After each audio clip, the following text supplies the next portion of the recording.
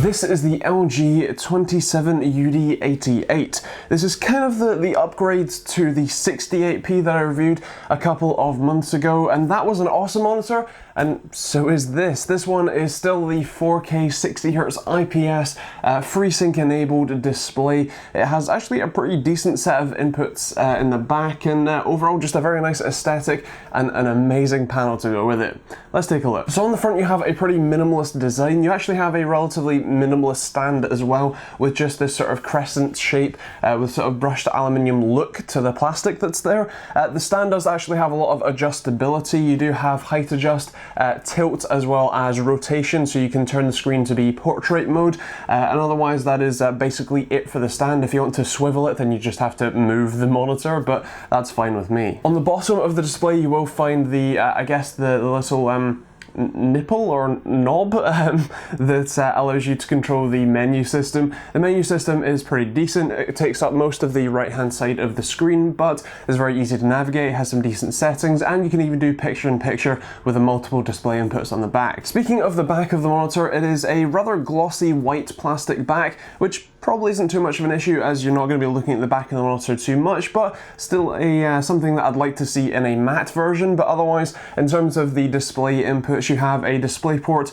2 HDMI, a double USB 3 hub with a USB Type-C upstream port, so that's the one that you actually connect to your PC, and obviously the DC in. You can also very easily remove the monitor from the stand with a single sort of latching switch at the bottom underneath the VESA mount, and you do have a full VESA mount with screws pre-installed, so if you do want to attach this to a standard VESA mount, I think it's 100 by 100, so feel free. Moving on to the panel, it is beautiful to look at. This is IPS, it has ridiculously good viewing angles from the bottom and from side to side as well, and overall the color calibration, there's actually a certificate in the box that shows you its color calibration, and otherwise it just looks very, very visually pleasing to the eye, so definitely recommend this one for any sort of color sensitive work. Now of course, if you are doing super color sensitive work, then do make sure that you pick up a color calibrator yourself just to triple check, but it's certainly a very impressive monitor. The only thing to mention on the note of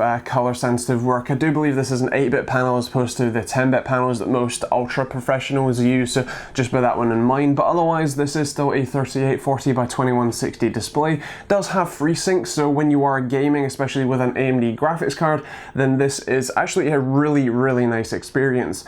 When I was playing CSGO, as you can see here, I really had basically no issue with this monitor, and there was more issue with the mouse tracking on the table than the actual monitor itself, so really impressive. And if you are planning on picking this one up for gaming and just general use, I think you're going to be very impressed with it. Now normally when I'm doing these reviews, I have a couple of negative points to mention just so that it's a little bit more balanced, but I really don't have too much to say in this for this product. I mean, you've got a glossy white plastic back, that's about it really. I mean, the actual panel itself is matte, it is beautiful to look at, has great viewing angles, so I can't really think of too much. The only thing that I might mention is just the price, which is about £400 at the time of filming, but that's the same price as the 27UD68p, so I'm perfectly happy with recommending that.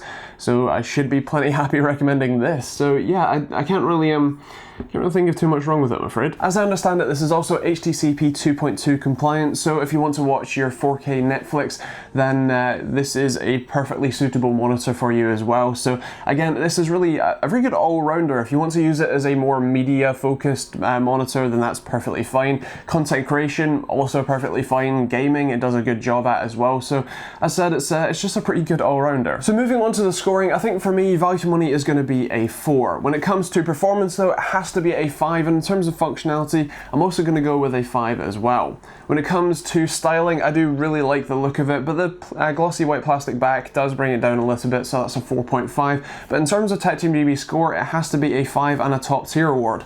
I really cannot think of too much wrong with this monitor, and I really have to recommend it if you're in this sort of price range and you're looking for a 4K monitor to do basically anything on. So that's my thoughts, but I'd love to hear yours in the comments down below. Is this the sort of monitor that you can afford or not? And is this the sort of monitor you'd be interested in picking up if you were going for a 4K display? Let me know in the comments down below. Otherwise, if you want to check out this monitor, check out the price, when and where specifically you watch this, and take a look at the link in the description down below, and that will hopefully take you to your local Amazon store. Otherwise, feel free to check out the other links in the description down below if you do want to support me. I do post these videos on a Monday, Wednesday and Friday basis, so feel free to check back then if you are new to the channel, and if you are new to the channel, feel free to check that subscribe button too. And otherwise, there is a Patreon link as well if you want to directly support me too, and Amazon and Overclockers UK affiliate links down there too. And otherwise, there will be some other videos over here for you to check out. And yeah, that's pretty much it. I hope you enjoyed the video, found it useful and informative. If you've got any questions, let me know in the comments down below, and otherwise we'll see you all in the next video.